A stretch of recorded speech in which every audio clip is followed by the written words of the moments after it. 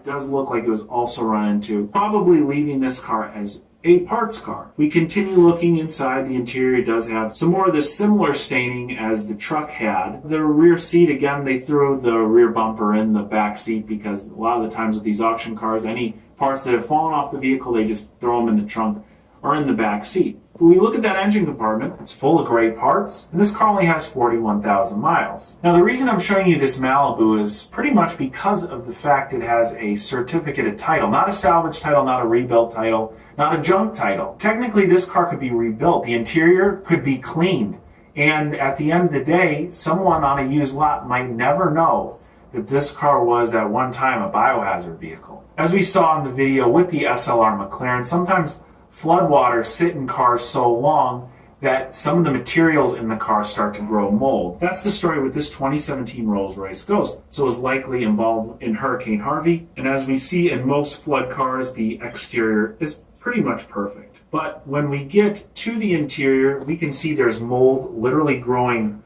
all over everything. And even in the back seat, high up on the rear seats, it seems that there's some sort of mold on a lot of the leather trim. The engine compartment looks pretty much perfect and doesn't even look like we'll look into the world of biohazard cars. Now, I get a lot of questions about biohazard cars and a lot of different links to biohazard cars. And put plain and simple, biohazard cars are generally one of two things. Either they were in a flood and have developed some sort of mold issue, or number two, they have some sort of blood or bodily fluid in them, usually after being in somewhat of a severe accident. Now, I'm going to show you a handful of different biohazard cars today. It's kind of going to be a spectrum of biohazard cars. Now, there's a big purpose to this video, and it's primarily to show you that these cars that have some sort of biohazard damage, they show up at the salvage auctions, but the reality is sometimes from the salvage auction, they go to your local dealer lots. We'll see some examples of cars that look perfectly fine on the outside, but tell a real story on the inside, and in my opinion, that's an eye-opener. Now, I do want to warn you, some of these photos are disturbing. I will be blurring anything that's super graphic, but if you want to see exactly what I'm looking at on the computer screen,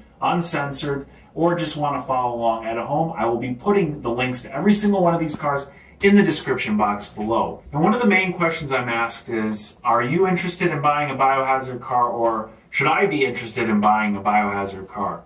And my generic answer is not really, because a lot of the times they're in such severe accidents, hence why a person was injured in them, that they're beyond repairable. And of course, as I've told you guys many times, I do this as a hobby. It's just fun for me to rebuild certain cars.